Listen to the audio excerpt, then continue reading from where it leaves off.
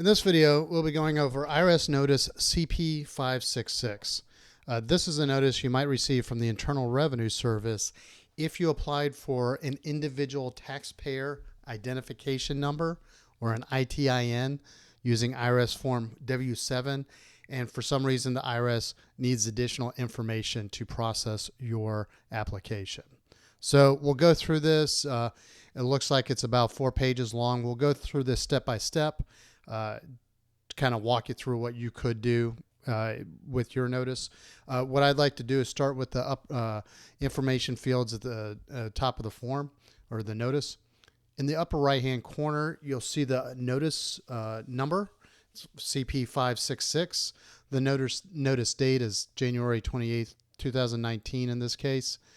Contact phone number for the IRS. In this case, there's an 800 number, and then there's also an international call number. And then there's a reference number and the date of birth from the applicant. So on the left-hand side is the taxpayer information fields, the address fields. So I would say the most important part of this would be the notice date because it would be tied to an action item that the IRS needs you to complete. So in this case, it looks like the action is to provide some information, and we'll just dip down real quick to see that there's a due date of March 14th. That probably corresponds with a number of days from the notice date. So, sometimes it might be, please respond with this information within 3 weeks. Please make this payment by this date. But there's always a due date, or if there is a due date, that due date usually comes from a certain number of days or weeks after the notice date. So pay close attention to the notice date. And then the second thing that I would say, especially important in this situation for international taxpayers that are applying for an ITIN, is to keep your address information up to date as well. So if you generated your own W7 and you sent that through without going through a certifying agent, acceptance agent, then you probably need to make sure that your information fields are up to date. So most taxpayers can update their address with the IRS by filing IRS Form 8822 or IRS Form 8822-B. That's the official change of address form for the IRS. In your situation, if you're overseas, you may be better off calling the IRS using the contact information here, going through the validation system, and then processing your change of address over the form. But if you choose to, put in your mail in the form or send the change of address form, we'll put links in the show notes to resources we've created about both IRS Form 8822 and IRS Form 8822-B. So let's take a closer look. Let's take a closer look at this notice to see what it says. So it basically says that the IRS has received your application, IRS Form W7, but can't process it until you send valid documentation.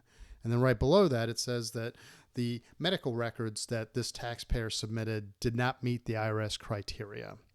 So what you need to do as a taxpayer is to provide the required documentation, review your medical record to make sure that it meets the criteria below, and then complete the response form at the end of the notice, mail it with your documentation so that the IRS receives it by March 14th.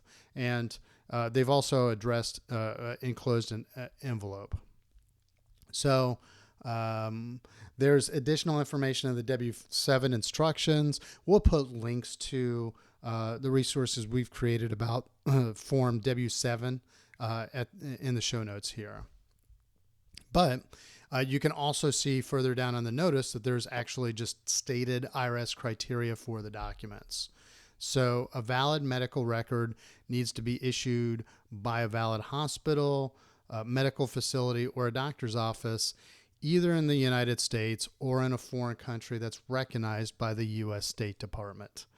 And then it also needs to show certain information or be accompanied by a dated letter on official letterhead from the government, a physician, the hospital, or the clinic that took care of that child. So it needs to contain the name, which must match the W-7, the date of birth, and a verified address, and then contact information for the medical facility where the treatment was received. There's also additional information that's required. So the applicant must be under 6 years of age. So obviously this kind of, I go back here and the date of birth is, it looks like it's 19 years prior to the notice date. So, this is probably not a realistic example. It's just for demonstration purposes, but it does state the criteria. Has to be within the most recent 12 months prior to the W-7 being submitted as an application. If a date of entry is required for the applicant under certain visa or passport considerations, then it has to be from a U.S. facility. It has to be legible, and it has to be in English, so it doesn't require translation. So the IRS says that they prefer original documents. They will accept certified copies, but not notarized copies. So, for example, a certified birth certificate, if I were born in the state of California and I wanted a copy of my birth certificate, I could request a certified copy of my birth certificate from the state of California. That would be something that the IRS would recognize. But if I went to a notary public, the IRS would not accept that, even if the notary certifies that is an acceptable document. It has to be from the certified, like the issuing agency or the custodian of that record. So what happens if the IRS doesn't hear from you? Well, they'll just deny your application. So if the IRS requested multiple items and you don't send the requested documents for each item, they'll deny the application. You would have to submit a new application. And then there's additional resources. You can find taxpayer assistance. There are links in here. We will come back to this link right here. I'm just going to scroll down real quick just to kind of see the response form. So basically it's a checklist. Here's a list below.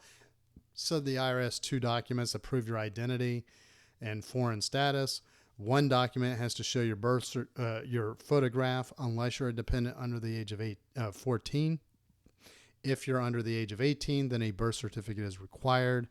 If you send a passport, under this condition, no other document is required. So then on the next page, you would see a checklist of all of the different things that you could send. So a passport, a visa, a citizenship and immigration services, photo ID, national ID card, driver's license. So you have to have at least 1 document that certifies your foreign status and 1 that establishes your identity. So you could send something like your medical records if you're a parent applying for someone that's under the age of 6, but then you would also have to send something that verifies their identity. So that could be like their birth certificate. So medical records and birth certificate would be okay. If it's someone that's older, school records and birth certificate, or a driver's license and their school records, so on and so forth. So if you're using your own envelope, mail your documentation to the address on this form, which would be, I usually use the top right here, this P.O. box number down here. I think we covered everything in this notice. I'm just going to take a quick hop over to the link that is on the IRS website. You can do this too. And basically we're talking about, all right, this is the individual taxpayer ID number. what you might need to do. We went over that in detail in the notice itself, but here's some other things. Hey, make sure you use a certified translator if you need to translate documents into English. That would be stated on your notice. So use a certified translator. You can call the IRS. You can visit a taxpayer assistance center in the United States. There's a link on obtaining an ITIN from overseas. I do get that question a lot, like certifying acceptance agents and things of that nature.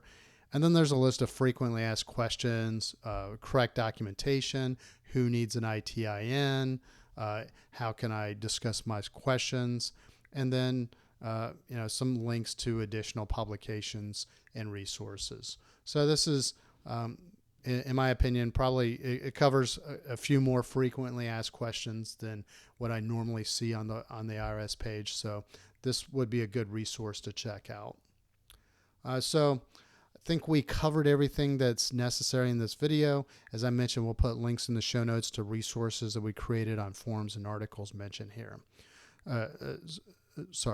Resources such as articles and videos that cover the forms mentioned in this video. So if you like our articles, please subscribe to our newsletter. And if you like our YouTube videos, please subscribe to our YouTube channel. You can find the links in the show notes to those as well.